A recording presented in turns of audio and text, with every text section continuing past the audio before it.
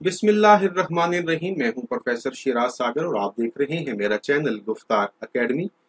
अजीज तलबा, आज एक बार फिर 11वीं जमात की 11वीं नज्म कितात पर बात करेंगे। शायर का नाम है मिर्जा महमूद सरहदी। इस मौजू पर यह हमारा दूसरा लेक्चर है और इसमें किता नंबर 3 और 4 पर बात की जाएगी। तो बिला ताखीर किता नंबर 3 पढ़ते हैं, जिसका उन्वान है गफलत। गफलत का मतलब होता है लापरवाही, मदहोशी या बेखबरी। तो शेर है जी के ए साकी गुलफाम, बुरा हो तेरा तूने, बातों में लुभा कर हमें वो जाम पिलाया। ये हाल है 100 साल गुलामी में बसर की, और होश हमें अब भी मुकम्मल नहीं आया। इसका जो मफहूम है वो है कि ए खूबसूरत साकी, तूने हमें महवे गुफ्तगू करके ऐसा जाम नोश करा दिया कि 100 बरस की तवील मुद्दत के गुजर जाने के बावजूद ताहाल मुकम्मल हवास बहाल नहीं हुए और गुलामी का सिलसिला खुनूस जारी है। मुश्किल अल्फाज में साकी, इसका लफ्जी मतलब या लुग़वी माना जो है शराब पिलाने वाला। गुलफाम का मतलब होता है फूल जैसा, मुराद है खूबसूरत। जाम का मतलब सागर या शराब का प्याला। होश का मतलब हवास की बहाली, बसर करना, गुजारना। इसमें एक और लफ्ज भी है लुभा कर। लुभा कर का मतलब होता है लालच देकर या रगबत दिलाना वगैरह वगैरह। तो अहम निकात में सबसे पहले बात करते हैं एक इस्तियारे की। इसमें एक इस्तियारे का इस्तेमाल हुआ है साकी गुलफाम। इसका लफ्जी मतलब ये हो सकता है कि ऐसा शराब पिलाने वाला जो बड़ा खूबसूरत हो, फूल जैसा हो वगैरह वगैरह, या दिलकश साकी। लेकिन ये इस्तियारा है सफ़ेद फाम जो अंग्रेज थे, अंग्रेज कौम की बात हो रही है, जो हुकूमत बरतानिया की तरफ से आए थे, ईस्ट इंडिया कंपनी में थे, और जिन अंग्रेज़ों ने हिंदुस्तान पर हुकूमत की, उनको उनको उनसे मुखातिब है और उनको साकी गुलफाम कहा जा रहा है। साकी दर हकीकत शराब पिलाने वाले को कहते हैं, या किसी मैं खाने का निज़ाम चलाने वाले को, यानी उसकी मर्जी के बगैर कोई मैं खाने से शराब ले नहीं सकता। उसका मालिक होता है, उसका निज़ाम चलाता है। अगर वो चाहे तो किसी को शराब दे, ना चाहे तो किसी को शराब ना दे, यानी वो मुख्तार है, वो अपने शराब खाने का मालिक है। और इसी तरह शराब पीने वाला जो है वो मुख्ताज है उसका।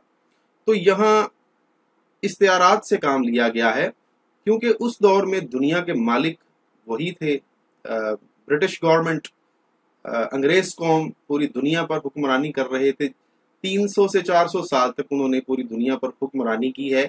जो कि कहते थे कि हमारी हुकूमत में सूरज गरूब नहीं होता। तो ये बात 100% दुरुस्त थी, क्योंकि मशरिक से लेकर मगरिब तक उनकी हुकूमत थी। दुनिया के बेशतर ममालिक पर वो हुक्मरानी कर रहे थे, अपने जो इस्तेमारी ताकत का इस्तेमाल करके वहाँ पर हुकूमत कर रहे थे। तो इसी तरह हिंदुस्तान पर भी हुकूमत कर रहे थे। तो इसलिए वही इस दुनिया के मैखाने या दुनिया के कारखाने का निज़ाम उन्होंने ही संभाला हुआ था। तो हिंदुस्तानी उनसे लेकर उनके मुख्ताज थे, सीधी सी बात है। वो मुख्तार थे और हिंदुस्तानी उनके मुख्ताज थे, हर शोबे में, हर काम में, मुआशी तौर पर, अस्करी तौर पर, तहजीबी तौर पर, हर लिहाज से वो उनके मुख्ताज थे। तो इसलिए इस किताब में जो साकी है वो अंग्रेज कौम है, और जो पीने वाला है, शराब पीने वाला, जिसको अपनी बात कर रहा है शायर, तो वो जो है वो शराबी कह सकते हैं आप, लेकिन शराब पीने वाला भी आप कह सकते हैं। ठीक है। तो इसमें कहा गया है कि ए साकी गुलफाम, यानी ए खूबसूरत, इसलिए उसको कहा गया, उनकी रंगत जो है वो सुर्ख और सफ़ेद थी, किसी हद तक खूबसूरत भी कह सकते हैं आप। तो इसलिए उनको साकी गुलफाम, नरमो नाजुक साकी, फूल जैसा साकी, मुराद खूबसूरत साकी कहा गया है। कि उसका बुरा, यानी उस पर मलामत की जा रही है कि तुमने बातों में लुभा कर, यानी हमें लालच देकर, हमें रगबत दिलाकर ऐसा जाम पिलाया कि हम मदहोश हो गए, और गुलामी की मदहोशी हम पर छा गई, और हम उस बेहोशी के आलम में, मदहोशी के आलम में 100 साल हमने गुजार दिए, اور ابھی تک ہمیں اس غلامی کی زندگی سے، اس غلامی کے نشے سے ہمیں آزادی نہیں ملی، ہم اب تک تمہارے غلام ہیں۔ تو انہوں نے چکنی چپڑی باتیں جو ہیں اور مکر و فریب سے ہندوستانیوں کو لبھا لیا تھا، اپنی طرف مائل کر لیا تھا، اپنا ذہنی غلام بنا لیا تھا۔ یاد رکھیے کہ جسمانی غلام سے زیادہ بدتر ذہنی غلامی ہوتی ہے۔ تو وہ ہمیں لالچ دیتے رہے، ہمیں خریدتے رہے، ہم سے مراد ہندوستانیوں کو، چاہے وہ مسلم ہو، سکھ ہوں، ہندو ہوں، یا کسی بھی مذہب سے تعلق رکھتے ہوں، تو ہندوستانیوں کو وہ خرید لیتے تھے، ان کو لالچ دیتے تھے، ان کو عہدوں کا لالچ، دولت کا لالچ، مختلف چیزوں کا لالچ، عہدوں کا، مختلف ریاستوں کے والیوں کا جو ہے، یا ان کی حکمرانی کا لالچ وغیرہ دیتے تھے، اور پھر ان کو اپنا بنا لیتے تھے، اور پھر یہاں کے حکمرانوں کو شکست دیتے تھے۔ اس کی بے شمار مثالیں ہیں، جیسے کہ میر صادق، میر جعفر، بہت بڑی مثالیں ہیں جن کا بہت تذکرہ ہوتا ہے۔ تو وہ بھی انگریزوں کے ہاتھوں بک گئے تھے، اور اس طرح نواب سراج الدولہ اور ٹیپو سلطان کو غداریوں کی وجہ سے شکست ہوئی، کیونکہ ان کے وزراء یا ان کے سپہ سالار جو ہیں وہ مغربی تہذیب کے ہاتھوں بک گئے تھے، غلام بن گئے تھے، ان کو لالچ کا جام پلا دیا گیا تھا۔ تو دوسری اس میں بڑی اہم بات ہے، مغربی رنگ یعنی مغربی تہذیب ہندوستانیوں پر غالب آ رہی تھی، ہر چیز میں جو ہے مغربی رنگ چڑھ رہا تھا۔ ہماری اقدار جو ہے انہوں نے بدل دی، انگریزوں نے ہماری اخلاقیات بدل دی، ہماری تعلیم بدل دی، ہمارے جو دینی شعار تھے وہ بھی ختم کر دیے گئے، ہمارے تہوار بدل دیے گئے، ہماری کھیلیں بدل دی گئیں، ہمارا کلچر، ہمارا تمدن، ہماری ثقافت، ہر چیز جو ہے انہوں نے بدل کر رکھ دی، ہمیں انہوں نے ہندوستانی رہنے ہی نہیں دیا۔ اور تب سے لے کر آج تک پاکستان ہندوستان کے بننے کے باوجود بھی آج بھی ہم آدھے پاکستانی اور ہندوستانی ہیں، اور آدھے ہم انگریز ہیں، کیونکہ انہوں نے ہمیں ایسا جام پلایا ہے کہ آج بھی ہمیں پاکستان اور ہندوستان بننے، یعنی آزادی کے بعد بھی ہمیں ہوش نہیں آیا۔ تو انہوں نے 100% اپنے مغربی رنگ میں رنگنے کی کوشش کی، اس میں ایک کشش تھی، ایک آزادی تھی، ہر لحاظ سے آزادی تھی، خاندانی جو قدغنے یا بندشیں ہوتی ہیں ان سے بھی آزادی تھی، عورت کو انہوں نے اتنی آزادی دے دی کہ ہماری خواتین جو ہیں وہ بھی اس جیسی آزادی حاصل کرنا چاہتی تھیں، جو کہ ابھی بھی ایسے ہی ہے۔ تو ایسی آزادی کہ ہر ایک کو ذاتی طور پر اچھی لگے، اور وہ اس میں رنگنا چاہے، اور اس میں رنگ کر اپنے آپ پر فخر کرے، اپنے آپ کو بالا تر سمجھے، اپنے آپ کو دوسروں سے بہتر خیال کرے اور دوسروں کو حقیر سمجھے۔ تو اس طرح کا رنگ تھا اس مغربی تہذیب کا، جو کہ بہت نمایاں ہوتا چلا جا رہا تھا۔ ایک شعر ہے کہ نظر کو خیرہ کرتی ہے چمک تہذیب مغرب کی، نظر کو خیرہ کرتی ہے چمک تہذیب مغرب کی، یہ سنائی مگر جھوٹے نگوں کی ریزہ کاری ہے۔ علامہ اقبال کا شعر ہے، بڑا عمدہ شعر ہے۔ اس کے بعد بات کرتے ہیں تعمیر کے پردے میں تحریب۔ تو انگریزوں نے ہمیں تو یہی بتایا کہ ہم آپ کے بہتر مستقبل کے لیے حکمرانی کر رہے ہیں، ہم جو کچھ بھی کر رہے ہیں اس میں آپ کی بھلائی ہے، ہم تعمیراتی کام کریں۔ انہوں نے مثال کے طور پر کہا کہ ہم یہاں پہ پٹریاں بچھائیں گے، ریل لے کے آئیں گے، آپ لوگوں کا بھلا ہوگا۔ لیکن اس کے پس پردہ ان کا مقصد یہ تھا کہ ہم اپنا اسلحہ ایک جگہ سے اور اپنی جو آرمی ہے وہ ایک جگہ سے دوسرے شہر تک آسانی اور تیزی کے ساتھ منتقل کر سکیں، اور وہاں سے جو قیمتی سامان ہے، جو کچھ ہندوستان سے جو قیمتی مشینری تھی، یا پھر زیورات تھے، سونا تھا، چاندی تھے، ہیرے تھے، اور بہت کچھ تھا، اس کو بھی دوبارہ سمندر تک تیزی کے ساتھ لا سکے، اور وہاں سے بڑے بڑے بحری جہازوں میں بھر کر اس کو برطانیہ منتقل کیا جا سکے، اور انہوں نے کیا بھی۔ دوسروں نے ہمیں تعلیم کے شعبے میں دھوکہ دیا اور انگریزی تعلیم کو یہاں پر رائج کیا، اور ہمیں یہ بتایا کہ ہم آپ کو پڑھانا چاہتے ہیں، آپ کو مغربی تعلیم دینا چاہتے ہیں، ہم آپ کو تہذیب یافتہ بنانا چاہتے ہیں، یعنی سویلائزڈ بنانا چاہتے ہیں۔ اور ہمارے لوگوں نے بھی ان کی تہذیب کو قبول کیا، اور پھر ہم ان کی تہذیب کو اپنا کر اپنے اوپر فخر کرنے لگے۔ تو یہیں سے ہماری بربادی کا آغاز بھی ہوا۔ تو तामीर के पर्दे में वो तहरीर कर रहे थे। यहाँ पे उन्होंने बेशक बेशुमार हॉस्पिटल्स, बेशुमार तालीमी इदारे बनाए, लेकिन इसमें हमारा भी फायदा था, हिंदुस्तानियों का भी बेशुमार फायदा हो रहा था। उर्दू को फरोग दिया, और लेकिन इसके साथ साथ उनका ज़ाती फायदा भी हो रहा था। तो अपने फायदे को भी वो जो है पेश नज़र रखते थे, और हमें भी थोड़ा बहुत फायदा पहुंचाते थे। तो इस तरह ज्यादा फायदा उन्हीं का हो रहा था। एक शेर देखिएगा, दी हाथ से देखकर अगर आजाद हो मिल्लत, ऐसी तिजारत में मुसलमान का खसारा। तो हमने अपना दीन जो है वो पसे पुश्त डाल दिया था, उनकी तहजीब को हमने अपना लिया था। यानी उनकी तहजीब को अपना कर एक हिंदुस्तानी अपने मजहब पर कायम रह ही नहीं पाता, तो इसलिए मजहब को हमने पसे पुश्त डाल दिया था।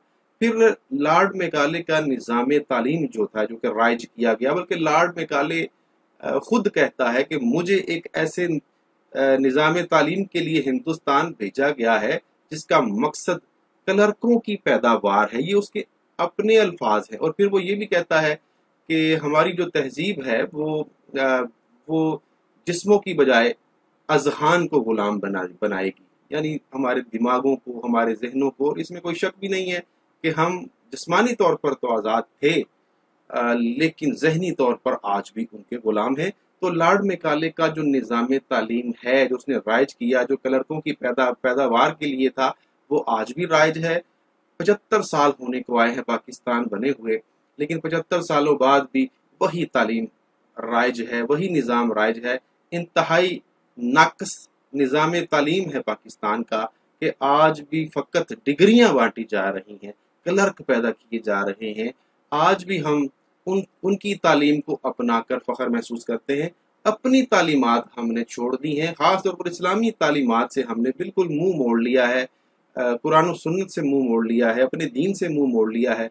शायद हमारे जवाल के असबाब में से एक सबब ये भी है।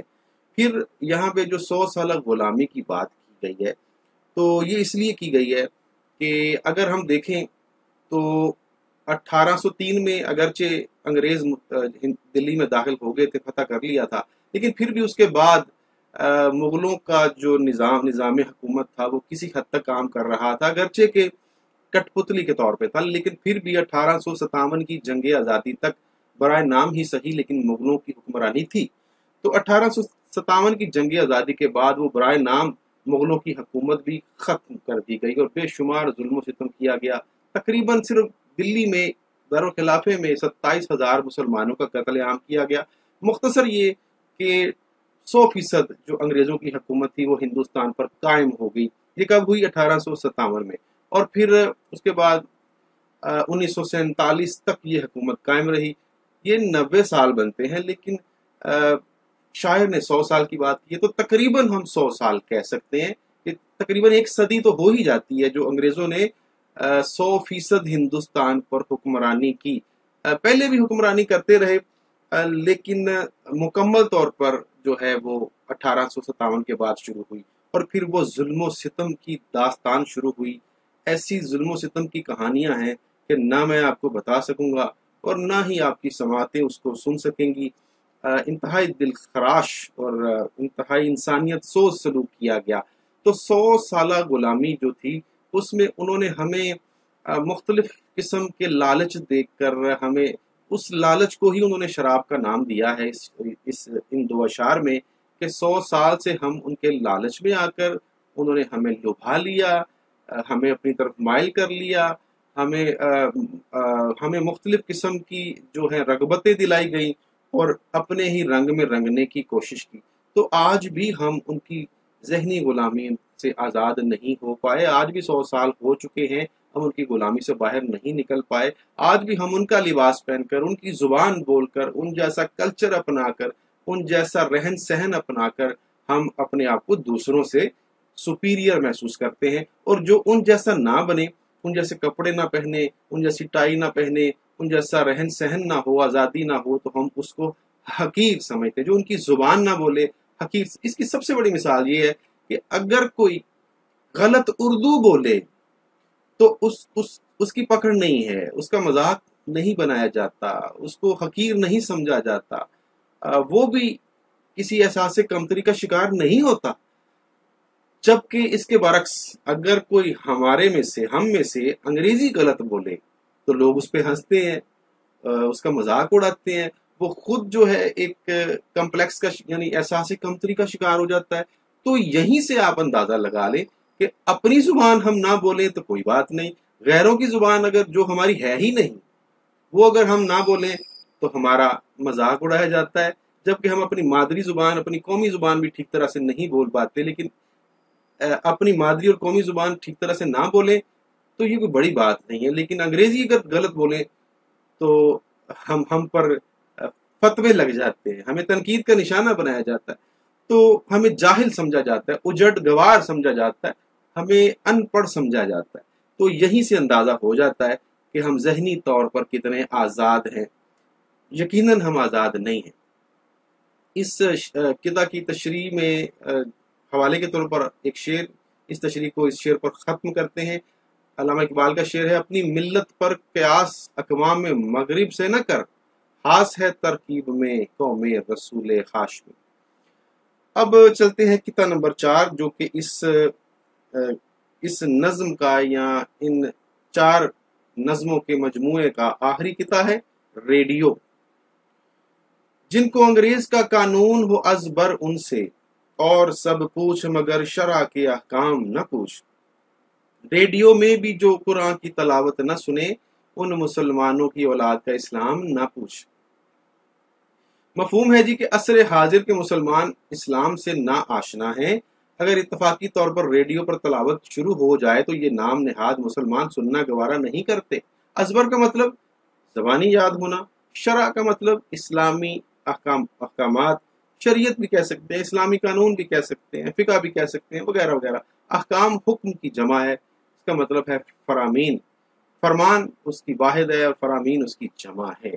अच्छा जी, तो अहम निकाल में सबसे पहले असर हाजिर के नाम निहाद मुसलमानों पर तनकीद की गई है। यानी इसका आसान लफ्ज़ों में मतलब ये है कि शायर कहता है कि जिनको अंग्रेज़ों के कानून ज़बानी याद हैं, उनको इस्लामी कवानीन या शरा के अहकाम बिल्कुल याद नहीं है। और वो लोग जो रेडियो पर भी कुरान की तलावत नहीं सुनते, उन मुसलमानों की औलाद का इस्लाम पूछने की ज़रूरत ही नहीं है, वो भूल चुके हैं। रेडियो का इसलिए तज़किरा आ गया कि जिस दौर में मिर्ज़ा महमूद सरहदी ने ये शेर लिखे थे, उस दौर में रेडियो ही वाहिद एक मीडियम था जहाँ से लोग खबरें सुनते थे, क्रिकेट कमेंट्री सुनते थे, या फिर ड्रामे सुनते थे, देखते नहीं थे।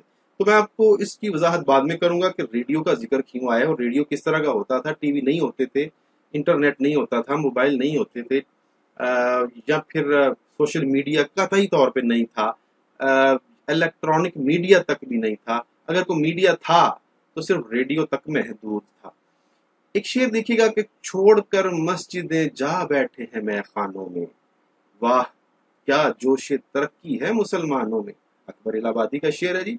दूसरी बात, तंज और गुस्सा एक साथ। तो इस किताब में शायर का तंज और उसका गुस्सा, ये उनका इम्तजाज है और दोनों एक साथ है। गुस्सा भी आ रहा है मुसलमानों पर और तंज भी कर रहे हैं। गुस्सा इस बात का है कि अपने ही दीन को भूल गए, अपने ही मजहब के कवानीन, उसका फिका, उसके अहकामात, अल्लाह ताला के फरामीन, कुरान और सुन्नत, सब कुछ भुला दिया। तो इस बात पर गुस्सा है और तंज भी कर रहे हैं। फिर इस्लामी अकायद और अहकाम से ना वाकिफ हैं, इसमें कोई शक नहीं है। आज आप नई नस्ल के किसी भी नौजवान, किसी भी बच्चे को आप पूछ लें कि नमाजें जो हैं उनकी रकात कितनी है, कितनी नमाजें होती हैं, किसी से जो है आयतुल कुर्सी सुनने नहीं आएगी, जो 6 कलमे हैं सुनने नहीं आएंगे, या फिर कोई भी सूरत आसान से आसान सूरत सुनने उनको नहीं आती, या कोई इस्लामी या मजहबी कोई मसला है तो उसमें उनको मसला दरपेश हो जाता है, उनको नहीं पता। किसी न किसी इस्लामी स्कॉलर से, किसी मौलवी साहब से या फिर किसी आलिम से पूछना पड़ता है। हत्ता कि नमाज जनाजा तक जो है उसमें क्या पढ़ा जाता है ये नहीं पता नौजवान नस्ल को। नमाज में क्या पढ़ा जाता है ये भी बेशतर जो नौजवान हैं उनको नहीं पता, नई नस्लों को नहीं पता। तो इन बातों को लेकर शायर ने ये कथा लिखा है और तंज किया है। गुस्सा भी है कि हम آج اسلامی عقائد سے ناواقف ہیں، اللہ تعالیٰ کے احکامات جو ہیں، احکام جو ہیں وہ کیا ہیں ان سے بھی ناآشنا ہے، ہمیں پتہ ہی نہیں ہے۔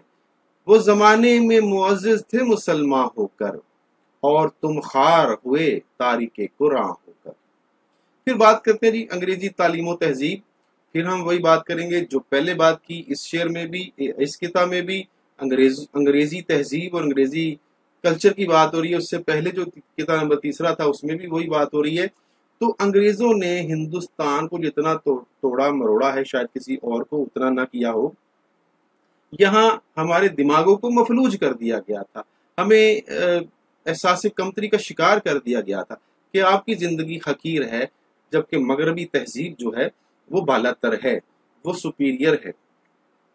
تو وہاں کی تعلیم جو ہے اس کو یہاں پر نافذ کیا گیا، اور ایسا نظام تعلیم جو کہ دنیا کا سب سے ناقص ترین، جس میں پریکٹیکل تو ہے ہی نہیں، بس تھیوریاں ہیں اور تھیوری ہی پڑھتے چلے جاؤ اور ڈگریاں بانٹتے چلے جاؤ، جبکہ طلباء کو ان کو کچھ بھی نہیں آتا، ان کو معلوم ہی نہیں ہے کہ دنیا ترقی کیسے کر رہی ہے۔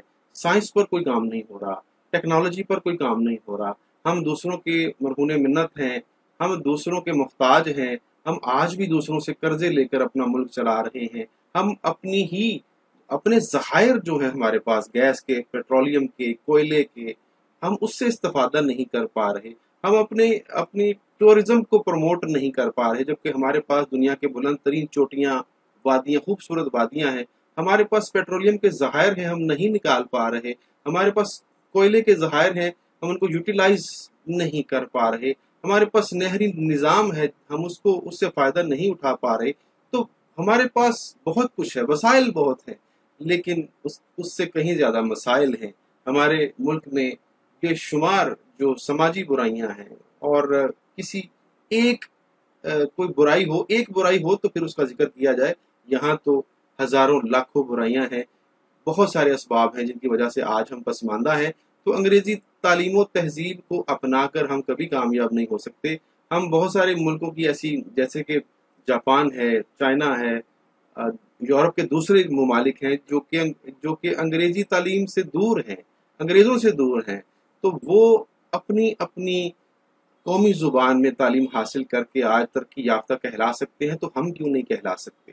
ہم آج بھی اسی ذہنی غلامی میں مبتلا ہیں جس میں پہلے تھے۔ تو ایک شعر دیکھیے گا، نظر ان کی رہی کالج میں بس علمی فوائد پر، گرالی چپ کے بجلیاں دینی عقائد پر۔ اکبر الہ آبادی کا شعر ہے۔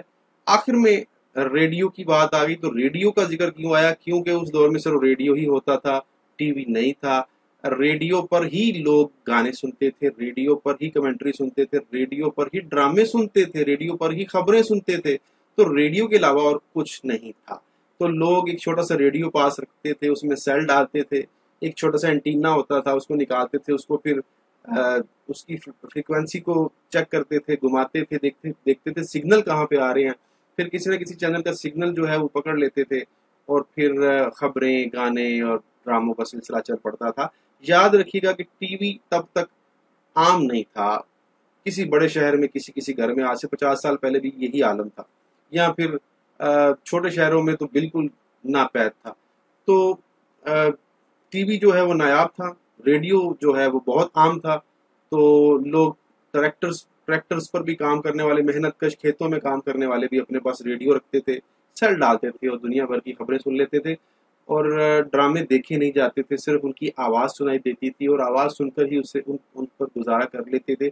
تو ریڈیو کی بات اس لیے کی گئی ہے کیونکہ اس دور میں صرف ریڈیو تھا جب یہ اشعار لکھے گئے۔ اگر آج کے دور میں لکھے جاتے تو پھر ریڈیو کی بجائے کچھ اور میڈیم اس کا ذکر آ جاتا، سوشل میڈیا کا، انٹرنیٹ کا، فیس بک کا، ٹویٹر کا، واٹس ایپ کا، ان چیزوں کا ذکر، یا پھر الیکٹرانک میڈیا کا ذکر آ جاتا، لیکن ریڈیو کا ذکر اس لیے آیا کہ اس دور میں ریڈیو ہی تھا۔ تو آپ اس کو ریڈیو نہ سمجھیں، اس کو جدید دور کی سوشل میڈیا جو ہے وہ سمجھا جا سکتا ہے۔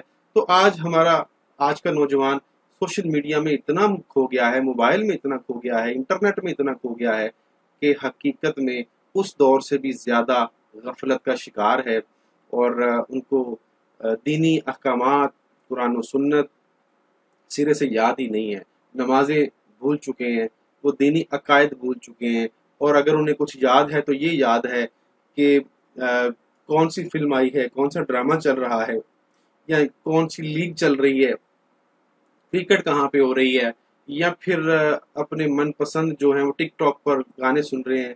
تو ان چیزوں میں وہ اپنے آپ کو مصروف رکھتے ہیں، جبکہ دینی احکامات کو بلا چکے ہیں. تو اس بات پر شاعر نے شدید غم و غصے کے ساتھ طنز کیا ہے. مجھے امید ہے کہ آپ کو اس لیکچر کی بھی سمجھ 100% آئی ہوگی. اپنا فیڈ بیک مجھے دیتے رہا کریں، دعاؤں میں یاد رکھا کریں. ملتے ہیں ایک اور لیکچر، ایک اور ویڈیو کے ساتھ. اب تک کے لیے اتنا ہی. مجھے اجازت دیجیے. اللہ حافظ.